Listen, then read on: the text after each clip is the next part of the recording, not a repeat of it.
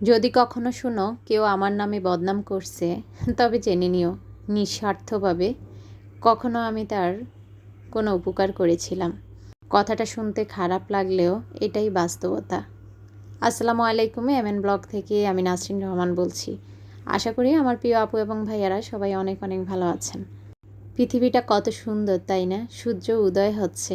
আমার বড় মেয়ে আজ খুব ভোরে সে ছাদে গিয়েছে, তো সেই আমার জন্য ভিডিওটা করে এনেছে। আর ভিডিওটা দেখার পর আমার এত ভালো লেগেছে কি বলবো। সূর্যটা উঠতেছে, হালকা হালকা রোদও উঠে গিয়েছে, আর গাছের সৌন্দর্যগুলা মাশাল্লাহ।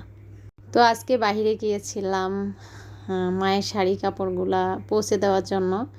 তো তারপর টুকিটাকি শপিং করেছি। সেই শপিং দিয়ে আস্তে আস্তে আমার ঘরটাকে বিভিন্ন জায়গায় নতুন নতুন লুক দিব, ঈদের জন্য সাজাচ্ছি আর কি। সব মিলিয়ে আজকের ভিডিও আশা করি আপনাদের অনেক ভালো লাগবে। ভিডিও শুরুতে আমার প্রিয় একজন আপুর জন্য আপনাদের কাছে দোয়া চাচ্ছি। আমার সেই আপুর আইডির নাম হচ্ছে আলামিন শিখা আইডি। তো সেই আইডি থেকে আমার আপু আমাকে জানিয়েছে আপু মা হয়েছে। তো মা হওয়ার আনন্দটা কতটুকু আমরা যারা মা হয়েছি সেটা কিন্তু উপলব্ধি করতে পারতেছি, এবং যারা এখনো মা হইনি, মা হওয়ার জন্য উদ্বিগ্ন হয়ে আছি, তারাও জানি সেই মা হওয়ার আনন্দটা কতটুকু। তা আমরা আমাদের সেই আপুর জন্য অনেক অনেক দোয়া করব যেন বেবি এবং বেবির মা অনেক অনেক ভালো থাকে। তো আপু, আমি তোমাকে বলছি তোমার কয়টা বেবি বা কি বেবি হয়েছে অবশ্যই আমাকে জানাবা যদি আমার আজকের ভিডিও দেখে থাকো। তো এই যে আমাদের পাশে আসলে দোকানটা এত সুন্দর সুন্দর জিনিস পাওয়া যায়, আমার কাছে তো খুবই ভালো লাগে। মাঝে মাঝেই ঠু মারি, আসলে এইসব দোকানে যেতে চাই না, কেননা দোকানে গেলেই পকেট সব খালি হয়ে যায়, মানে জমানো টাকাটাও রাখতে পারি না। তো যাই হোক, একটু ঘুরে আসলাম। আমি গিয়েছিলাম আমার বাসায় কয়েকটা পাপোশ লাগবে, তো চাচ্ছিলাম আসলে আমাদের শিমুলাপুর কাছে কয়েকটা পাপোশ অর্ডার করব। পরে দেখলাম যে যেহেতু আগে করিনি, এখন আস্তে আস্তে ঈদের পর ছাড়া আর হবে না। তো পাপোশ আনতে গেলাম, দেখলাম যে আসলে আমার পছন্দের যে পাপোশগুলা সেগুলা পাচ্ছিলাম না। তো লোকটা বলল কাল পরশু আসলে আবার সুন্দর সুন্দর পাপোশ আসবে।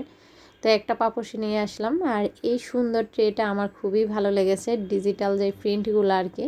তো সেটা একটা নিয়ে আসলাম। আর এই তো মেয়েদের বেডরুমের জন্য এই পাপোশটা এনেছি, আমার কাছে খুবই ভালো লেগেছে।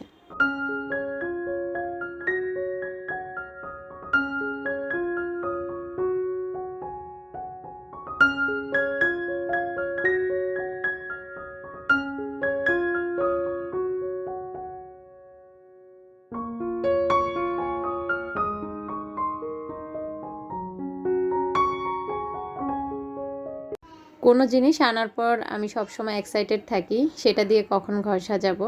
তো যাই হোক, আমি এখানে এটা আনার পর দেখছিলাম এগুলো রাখলে কেমন লাগে, পরে অবশ্যই এটা একটু ওয়াশ করে নিব আর কি। তা আপনাদেরকেও দেখাচ্ছি।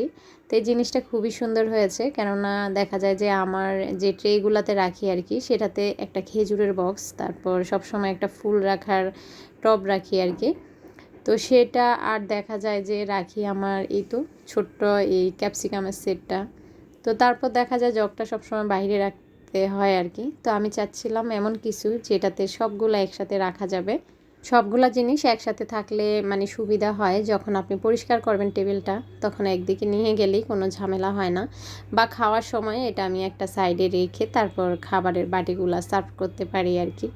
তো আমার কাছে তো খুবই ভালো লাগতেছে, আপনাদের কাছে কেমন লেগেছে অবশ্যই জানাবেন।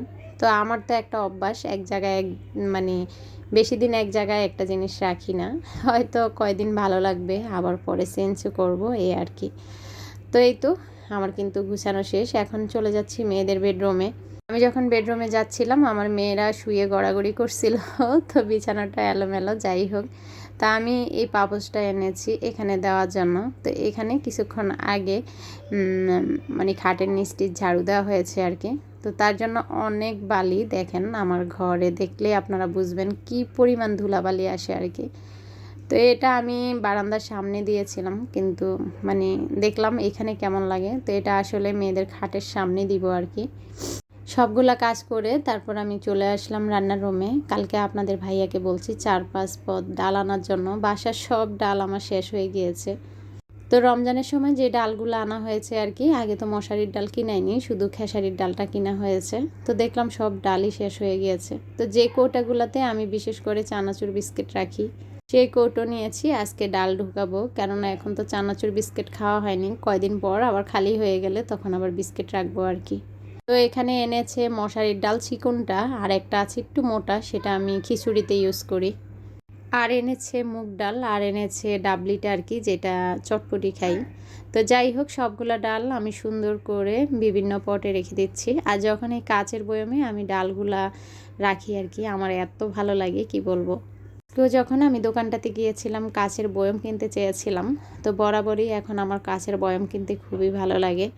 তো ইনশাল্লাহ ইচ্ছা আছে অনেকগুলা কাচের বয়ম কিনবো, আর বাসায় যতগুলা প্লাস্টিকের বয়ম আছে আস্তে আস্তে বাদ দেওয়ার চেষ্টা করব। আসলে প্লাস্টিকের বয়ামগুলো ইচ্ছা করলে বাদ দেওয়া যায় না। মানে মনে হয় সেগুলো আমাদেরকে জড়িয়ে রাখতে পছন্দ করে। মানে সংসারে এত কিছু প্রয়োজন হয় যে কোনটা ছেড়ে কোনটা রাখবো অনেক সময় মানে পারি না আসলে, যতই চাই আর কি। তো আমার ইচ্ছা ছোট যদি কাচের বয়াম হয় সেগুলো আমি ব্যবহার করব, আর যেগুলো বাড়তি খাবার থাকবে সেগুলো বড় একটা কন্টেনারে ঢুকিয়ে রাখবো। তো এই তো ডাল যেগুলো আমি রাখা সেগুলো ঢুকিয়ে নিয়েছি, আর বাকি ডালগুলো সব পলিথিনের মধ্যে গিট দিয়ে বড় যে কন্টেনারে খাবার রাখি সেগুলোতে রেখে দিব। এখন আবার ছোট ছোট এই ডালের পটগুলো খালি হয়ে যাবে, সেখান থেকে ঢুকিয়ে নেব আর কি। আমাদের মা চাচিরা কিন্তু এইভাবে রাখতো না, বড় বড় একটা কৌটাতেই রেখে দিত, সেগুলো প্লাস্টিকের হোক আর কি বলে এটাকে, হ্যাঁ বিভিন্ন গ্যালনে হোক আর কি। তো দিন যত পাল্টাচ্ছে আমাদের রুচিবোধও তত চেঞ্জ হচ্ছে। তো এই তো আপনাদের সাথে কথা বলতে বলতে আমার সবগুলা বয়ামে রিফিল করা হয়ে গিয়েছে। তো আপনি যত সাজিয়ে গুছিয়ে রাখতে চাইবেন ততই কিন্তু আপনার কাজ করতে হবে। তো সুন্দর রাখার জন্য অবশ্যই কাজ করতে হবে। যদি আমি বড় একটা বয়াম রাখতাম তাহলে কিন্তু আমি ইচ্ছা করে সবগুলাতে একসাথেই ঢুকিয়ে রাখতে পারতাম, এই আর কি। তো এটা ছিল আমি যখন বাইরে গিয়েছিলাম কুরিয়ান সার্ভিসে, সেটা আর কি ভিডিও। তো এই ভিডিওটা আমি একটু পরে দিয়ে দিয়েছি। তো সেখানে গিয়েই কিন্তু আমি ওই যে পাপোশ টাপোশ কিনেছি সেই দোকানে গিয়েছিলাম। তো আসলে যখন কুরিয়ান সার্ভিসে গিয়েছিলাম আমার খুবই ভালো লেগেছে যে আমার কেনা জিনিসগুলো আমার মা ভাই হাতে পেয়ে যাবে আর কি। আর কুরিয়ার সার্ভিসে যে আমি এখানে দেখলাম যে আসলে এত ভিড় কি বলবো, কখনো আমি এত ভিড় দেখিনি। তো তারপর আর বিকালে কোনো ইফতার টিফতার ভিডিও করা হয়নি। আর দেখেন রাতের বেলা আপনাদের ভাইয়া আসার সময় আমার জন্য কি কাজ নিয়ে এসেছে। সব সময় আমরা যে লোকের কাছ থেকে নাকি আপনাদের ভাইয়া তাজা তাজা মাছ আনে, ওরা কোনো একটা মাছের ঘের থেকে মাছ নিয়ে আসে আর কি। তা আপনাদের ভাইয়া দেখলো ওনারা বড় বড় মাছগুলা সব পানি থেকে উঠাচ্ছে। তো বলতেছে বাসায় মাছ নিয়ে যান। তো বলে এত রাত্র করে মাছ নিয়ে গেলে তো বকা দিবে।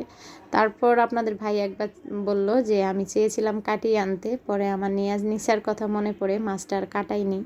আপনাদের ভাইয়া বলল আমি ঠিক করেছি আমি আর তুমি মিলে মাছটা কেটে নিব। যদিও মাছটা প্রায় 4 কেজি 4.5 কেজির মতো ওজন ছিল। তো বলল যে আমরা এটা মাছটা কাটিয়ে দুজন মিলে কাটবো, আর বাচ্চারা বড় মাছটা দেখবে। তো শহরে আমাদের বাচ্চারা মানুষ হচ্ছে আসলে, কিন্তু ওরা এরকম বড় মাছ কাটাকাটিও দেখে না। কেননা সবসময় মাছ হয়তো কাটিয়ে আনা হয় আর কি। তো এখন কিছু কিছু মাছ আপনাদের ভাইয়া কিন্তু এইভাবে নিয়ে আসে। আর মাছটা যখন আনছিল তখন বারবারই বলছিল এই বড় মাছের মাথাটা ভুনা করবা। তো আমি তো মনে করছিলাম আপনাদের ভাইয়ার খেতে ইচ্ছা করছিল, কিন্তু পরক্ষণে বলে না, মেয়ে মানুষই তো এত বড় মাছের মাথা কখনো খায়নি, শ্বশুর বাড়িতেও দেয়নি, বাবার বাড়িতেও দেয়নি। তাই আমি চাচ্ছি এই মাছের মাথাটা তুমি খাবা।